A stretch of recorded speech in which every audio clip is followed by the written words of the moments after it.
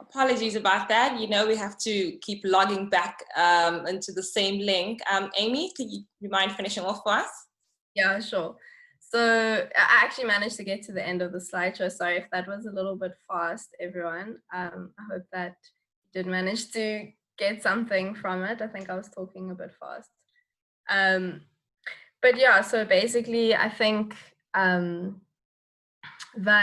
overall, still managing to have the art program going for people has been extremely powerful. And at first I was kind of, worrying about how could we be prioritizing art in a time like this? How could we say that this is valuable for people when people need food and they need medical supplies, and there's all these like very basic human needs that are not being met right now? And is this really the time to be asking people to make art?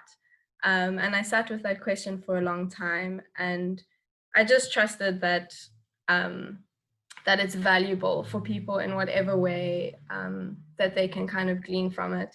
And basically what I've felt is that I've been holding a very important emotional space for people, where we're not just in a crisis of need, we also in an emotional crisis as a human society, and everyone is sitting with really, really big feelings around this time and this moment. And to be able to create space for people to express that and feel those feelings, and also to feel that they're not alone in them, that there are a whole lot of other young people who feeling isolated, alone, sad, grief, loss, all of these things. So yeah, I think maybe just to end off, I want to read a quote from one of my students, just to give you a sense of what it's meant for her. So she says, for me, making art at home has become very therapeutic. I just sit practically the whole day in my room. I take all my feelings and all my focus to the art process. It's very therapeutic and helpful as well, because I get to be creative. Nobody knows anything that's happening right now, but with me having to do this artwork, I feel like I'm speaking out. Even though I don't know how to, I just let my mind and my heart and my emotions and everything play out in my artwork. Yeah, that's beautiful. And it's great that people understand that right now using art is quite an important medium. You know, we're constantly in the same cycle, and you just need that break, just that creative outlet. And thank you very much for coming in and sharing all your beautiful work. I see in the comments, everybody's engaging. Lwazi and Zugo are just completely stunned by your work. Tasneem has put the link to your exhibition there. So if anybody wants to check out more of what Amy does, it's going to be in the chat room there. You can just click the link. So now we're going to go into the discussion portion of what you've just seen from the submissions, as well from Amy. There are some questions that have come in from the chat room. So one of them being, do you have a preference medium when you work right now, or is it determined by how you feel, or is it like a preferred medium? So just elaborate more on that. So in terms of my personal artwork, I am very drawn at the moment to watery things. So watercolor, paint that I can move around. And I also really like to work big. And I think that that kind of watery material is really just my emotional state right now, of like being, just feeling quite a lot of grief and feeling quite a lot of sadness, and like needing to find a way of expressing that. So I think for me, it kind of goes with the different feelings. Like if I'm feeling angry, then maybe I want to use charcoal and crayons, or something that's a bit more expressive for that feeling. So yeah, at the moment, that's where I'm at, but it's always changing. Yeah, I like how you link that to your, like the wateriness, to how your emotions are linked. It's very crucial. Another question was, it's coming in the chat room now, is if anybody wants to start making visual art on their own, where would they start? Especially during this time, you know, you have an exhibition that's up now. How did you do that? Where would I start if I wanted to be in the same field that you're on? And in terms of materials and getting into that right mindset, how do you find subject matter? Sure. That's quite a big question. Yeah, it's quite loaded. So yeah, I mean, I think for me personally, this, like, having these exhibitions and stuff, it's taken very many years of just constantly creating work, and not also, I've been very practical in the fact that I haven't committed myself fully to being an artist alone. I don't rely on it for my income. I have other streams of income, so it kind of loosens that space for me. I don't have to put so much pressure on it to be a money-making thing.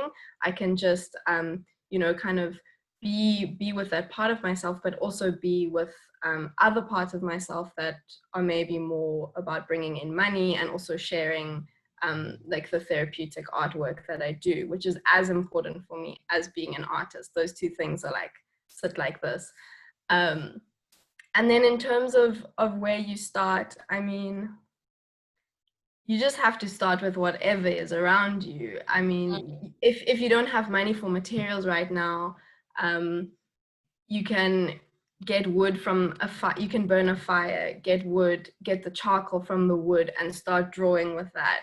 You can use coffee and tea to paint. You can use shoe polish to start to create paintings. It's really about, for me, it's not so much about the resources that you have or the materials you have, but it's about getting into a creative mindset, so that when you're just hanging around at home, you're constantly seeing possibilities, and you're constantly thinking in a creative way, so that yeah, I've seen some of the most incredible artworks and artists literally just use crayons, and that's all that they have, and they make the most incredible things. So yeah, but it is a very scary thing to do. So yeah. Yeah.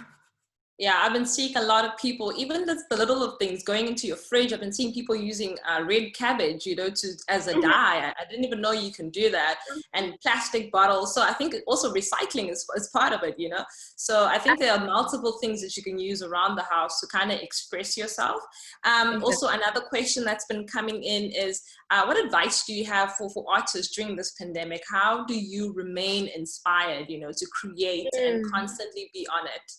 So I think it's really important to also connect to other artists. So I know for me, it's like at the beginning of lockdown, I had this massive piece of paper, white paper, stuck on my wall, and I was so scared to go to the piece of paper. And I phoned my sister and I said, like, I just have this piece of paper on my wall and I know I need to create something, but I'm so scared of like even going towards that piece of paper. And she really helped me see that, like, I was scared to confront what it was that I was going to express when I did eventually make it to that piece of paper. And what she said to me, which really helped, was like, just be gentle with yourself. Don't put so much pressure on yourself. When the time is right, you'll know that the time's right and you'll start to create. So just being able to have those conversations with other people, other friends of mine who are artists, who constantly checking in, how you doing, show me your work, like being able to share it with other people, get that feedback, all of those things kind of keep me inspired, keep me going. It stops me from feeling so alone in it, I think, which is what this time is really doing, is making us all feel extremely alone. So to just find like those people that you can connect with, you know, even if it's online, someone you don't know, an artist that you like, reach out to them. Just finding those points of connection, I think, is really important right now. Yeah, collaboration is quite crucial. I know also the online space is quite a platform for that. I've been seeing TikTok that's just rising up now. People are sharing so many artistic ideas. Just keep in mind at bay. I don't know how long we have, Mira. Maybe you can also just regulate me and tell me if I'm going over the time. Just one question that I wanted to ask related to you working with in Indoni and in Kambalabantu, which I know is mostly in the township areas. How have you been dealing with that? I mean, they don't have the luxury of having a data to be on a Zoom session all the time. How have you been using other mediums and other sorts of ways to maneuver around that? Yeah, so that's why we've used WhatsApp. So I don't have any Zoom sessions with them. So the organization that they're part of, Indoni, is giving them every month data bundles. And then, so I basically send like 3 or 4 voice notes at the beginning of the week. It's maybe like a meditation, an inspiration, an explanation of how they're going to do the art process, and then a reflection. And then they take the week to do their work, and then at the end of the week they send me photographs and their poetry or whatever they've written. So yeah, it was a really big question of also people didn't necessarily have materials at home. Some people only had a pencil. One of my students didn't have anything, and then he started creating artwork on his cell phone, which was incredible. I would have never even thought of that. Like, he was like, it's cool, I still want to do it, I still am going to do your project. He started creating these drawings and collages on his cell phone. So yeah, so for me it was really just like a sign of like, these are extremely creative young people and they make a plan, you know? And yeah, they're coming from like really difficult circumstances and very under-resourced circumstances, but they honestly the most creative people I've ever met. So they're so resourced in their own creativity that it's almost like that's not holding them back in any way, which is really inspirational to be witness to that. I like you saying resourced in your own creativity. You know, we don't know, using notes, you know, just to doodle, you know, on something, we take that for granted. And if you just have an idea, just go for it, whatever resources you have. We have some young people here in the chat group, guys. If anybody has a question for Amy or you want to say something, just put up your hand. There is a raise hand icon on the far right with the participants, and then we can just chime you into the conversation. I don't know if there's any more questions in the chat room. I see there's a comment that says what Amy is saying is clear and there's no shortage of resources. Indeed, we definitely agree. I don't know if we're going to have any more questions. Let's keep engaging, guys. Let's see more. How can you be within the artist realm and stay engaged during this time of COVID-19? I see Kathy says very inspirational. Thank you so much, Amy. Another question coming from Mir and Chantal is that what can you say to artists who are struggling at this point? You know, they just need that kick. How do you motivate them? I think, and maybe this is my, so this is something I sit with a lot, is like, you know, there's all this pressure to be a productive artist, to be constantly creating work, to be putting yourself out there, to be pushing. At the same time, that completely manipulates the way that you relate to your own artwork, because then you're seeing it from a kind of capitalist, productive point of view. But and maybe this is like the more therapist side of me that would say this, but for those artists that are really stuck and struggling, I wouldn't push them to produce work, to keep like, I would say to them, like, stay there, like stay with that part of yourself that feels really stuck and create from that place that feels like you don't know what to do, you don't know where to go, you're confused, because right now the whole world is feeling stuck, the whole world is feeling confused, the whole world is feeling constricted. So to start to create artwork that also reflects that is going to be important for the world, not just for that individual artist. So I think maybe that's like, is the therapy side of me that would want to say, like, be patient with yourself, stay in that difficult place, find other artists who are also in that difficult place. And then also, you know, there is also the practical side of me that's like, if you're struggling for money, then, you know, then you need to be practical about that and see what skills can you use to support yourself in that way as well, and not just rely on your art, because it's a very difficult time to sell art. That's not really happening right now. It is. It's very tricky. I know before they would talk about savings. In terms of your exhibition with the Majlozi, was that Mm. before or post or COVID lockdown? Because Mm. just talk us through how you got onto that platform. Right now, it's so difficult to get onto anything, you know, having an entire exhibition during this time. How did you manage to do that? Totally.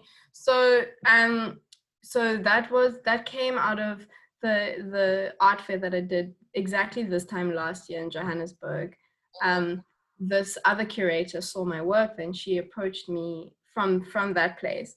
And I've been in relationship and conversation with her. She's Madlozi Gallery. She's the curator. And we'd been speaking of having this exhibition for a long time, and then COVID happened, and we were like, okay, it's not the right time to obviously have a physical exhibition. That's impossible. And then as things started to start moving a little bit again, and internationally things started opening up again, she said, why don't we put it online? And at first I was like, I don't know how I feel about that, because it's really hard to share my work online. But yeah, so then we kind of just decided to do that. So it's been a very long relationship, and the exhibition was supposed to be in a physical gallery before COVID happened, but then that completely changed everything and we had to go online. So yeah. I think the online COVID.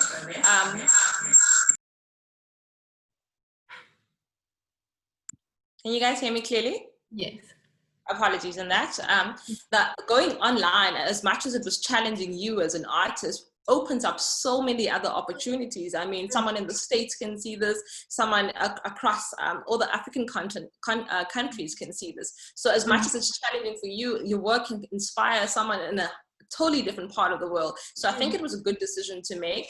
We have a very good question coming in from the chat, is how do you see the difference between art for healing and art for the purpose of activism? I mean, right now we are really delving into activism with the gender-based violence that's going on. So how do you see the distinction between the two? Nice question. So that's interesting. I mean, I think it's almost like that quote that I read from my student when she says that nobody knows what's going on right now, and she doesn't even know how to talk about what's going on right now. But when she sits down with her artwork, she can put all her feelings and all her expression in that artwork. So I think it's interesting, because I think that, like, for instance, a lot of the young men that I teach have been writing to me and saying, like, or often in their reflections or in their poetry, they've spoken about not being ashamed of their feelings anymore, and wanting to go inside their feelings, and wanting to, as a man, be able to speak about their feelings and feel emotional. And for me, that's where, like, healing and activism is just like on the same, they're right next to each other, because that is a radical thing for, like, a young man, you know, coming from the context they're coming from, to actually actively start becoming aware of their emotional being and wanting to express that. For me, that is activism in itself, but it is also healing in itself. So I think healing and activism, they kind of dance together. Because definitely. if we take action from a place of not being aware of our own wounds and our own traumas, then we also not moving with sight. But if we can heal ourselves and get really in touch with our own wounds and share those, then we can move forward in a much more integrated and in touch place. Yeah, that's very powerful. I like that young men are engaging with this topic and getting in tune with the emotions. It ties very well with the next session that we're going to have, which is tackling gender-based violence and healing right now for men. Other questions that are coming in is, does anybody get inspiration from, I think it's Era, does Amy get inspiration from other people? How is the process of trying to occupy the emotional space or emphasizing? I don't know if you are clear with that. Let me just reread it again for you. Does Amy get inspiration from other people? And how is the process of trying to occupy the emotional space or emphasizing? Okay, I think I understand. Yeah. So most of my inspiration, in terms of being a facilitator, comes from the people that I work with. I am like constantly inspired by them. I also sometimes work with very young children, as young as 5 years old, who are just the most inspirational little creatures in the whole world. They keep me so light and so connected to creativity. And in terms of my own personal work, I mean, I definitely have artists who hugely inspire me. Like Marlene Dumas is a really big inspiration for me. Banele Koza as well, he's also an inspiration to me. So yeah, I have these different like fine artists who inspirations, and then also just people that I engage with and interact with. And for me, teaching is always a very creative experience in itself. That it's also kind of an artwork in its own way.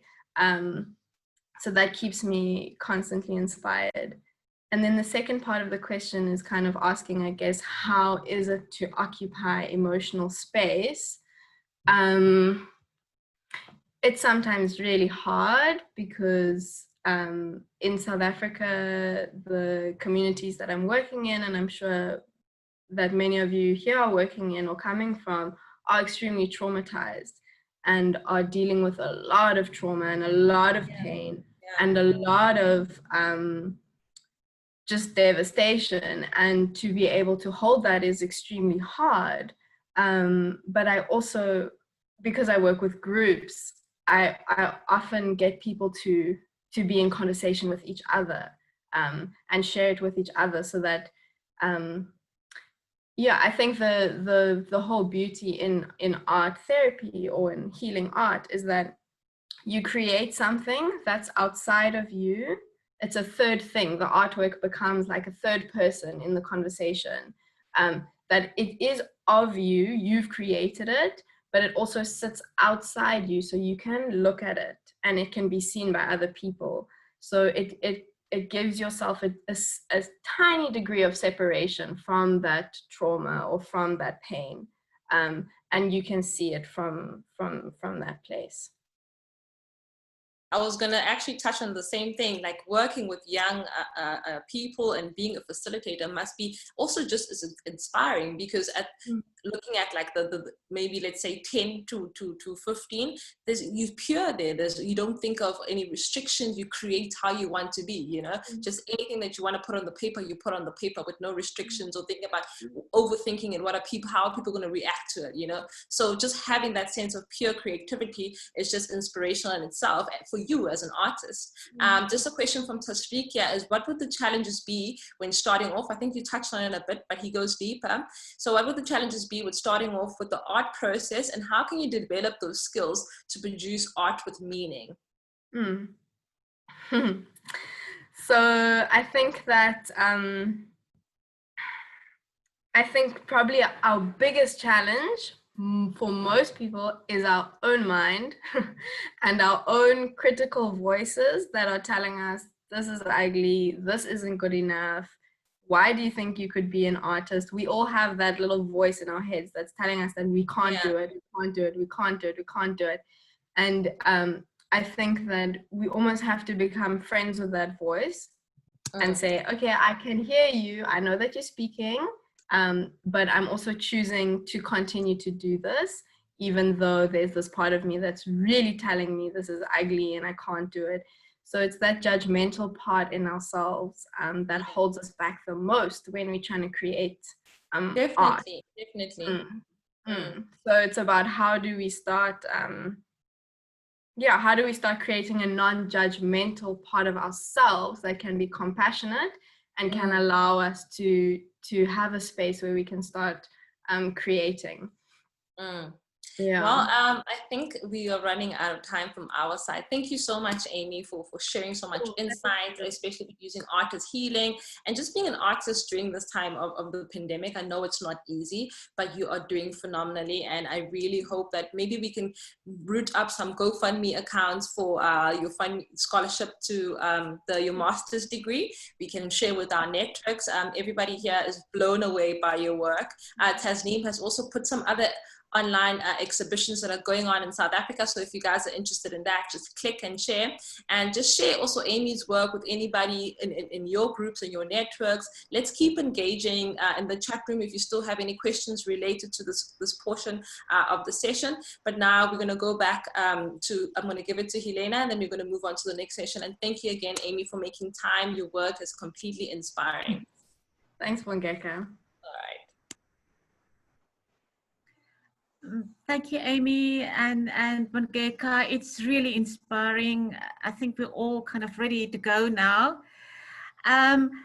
Before we go to the next session, we're going to have again two contributions that were submitted by our youth. The first is a poem by Kotar Jadine. She's going to read the poem for us. And that is followed by Chantel, who talked about gender-based violence. Mira will just give Mira a second to upload. Thank you.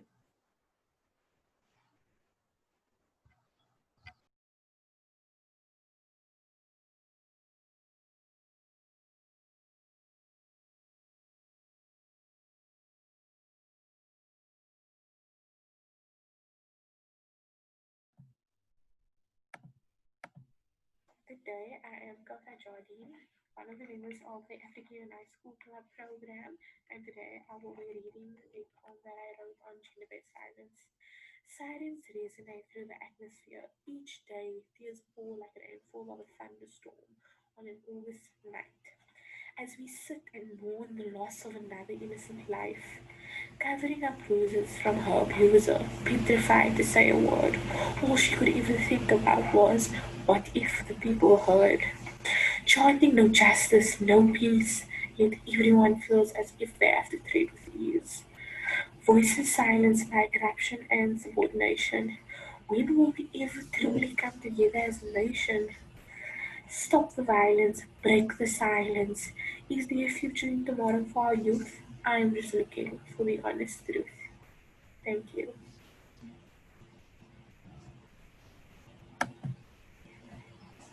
Thank you for Qatar. It is also printed. The text is on the Facebook page. So if you want to read it again, please go there. And now we will have the Chantel's message. This is the poem. Maybe give a moment.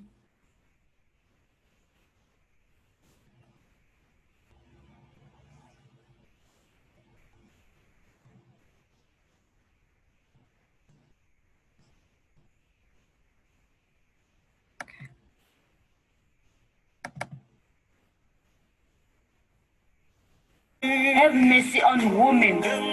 We are saying, men, please see us as human beings.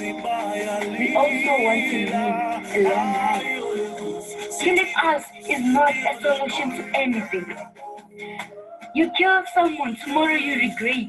Tomorrow you're telling us that you didn't mean to kill a woman. You didn't mean to rape a kid. But yet you've done it. You have to think before you do something. I'm a soul. I want to live a happy life. We are saying, men, please see us as human beings. We also want to live a long life. Killing us is not a solution to anything. You kill someone, tomorrow you regret. Tomorrow you're telling us that you didn't mean to kill a woman. You didn't mean to rape a kid. But yet you've done it.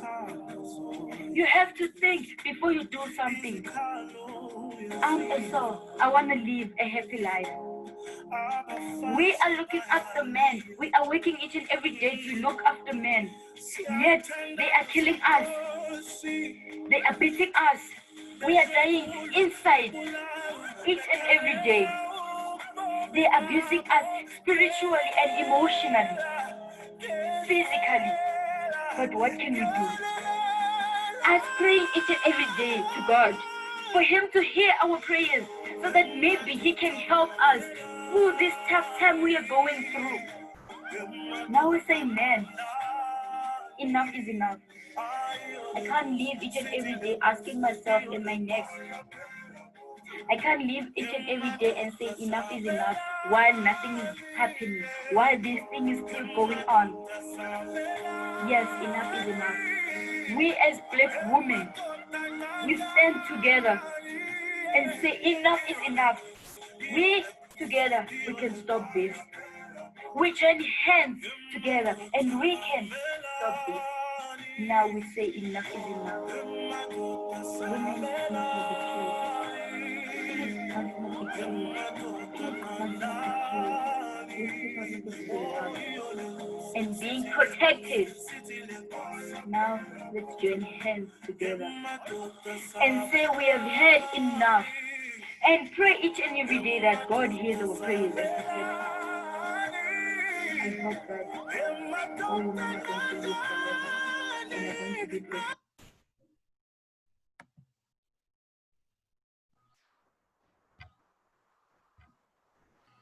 Thank you. I think that's a really strong message, and it's a perfect interlude to introduce our next speaker, Olmento, but I'm going to leave it to Tasneem Wenzel from Simonstown to introduce him before he starts speaking. Thank you. Hi everybody, my name is Tasneem Wenzel and I'm the Education Officer at the Simonstown Museum. It is my absolute pleasure to be able to introduce Olmento. I've had the opportunity to engage him on community issues previously, and all I can say is that he's a really wonderful guy, he's a really inspiring guy. So just to give you some background about him, Earl can be described as a quiet, humble man who's committed and invested in uplifting his community. Earl is a personal transformation coach and a peace builder from Ocean View.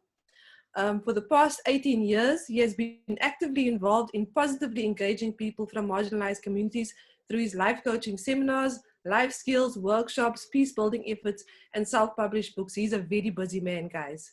Both Olmento's companies have the mandate to bring different cultures together and to help break down racial and cultural barriers in Cape Town, South Africa.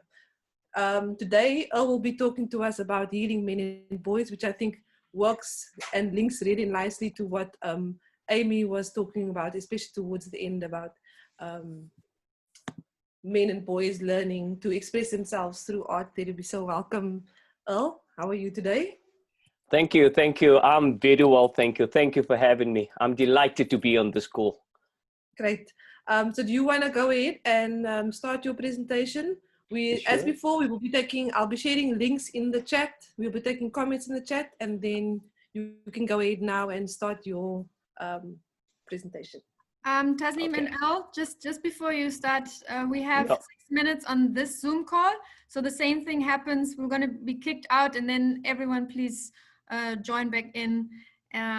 Just so that you know, in terms of time, we have 6 minutes left. Okay. Sorry to interject. Maybe we should go out now and start again so that Earl is not interrupted in the middle of his talk. So I will deeply appreciate that. Thank you. 5 minutes. Everybody has 5 minutes to get out and get in. Thank you. Okay. Great. Awesome.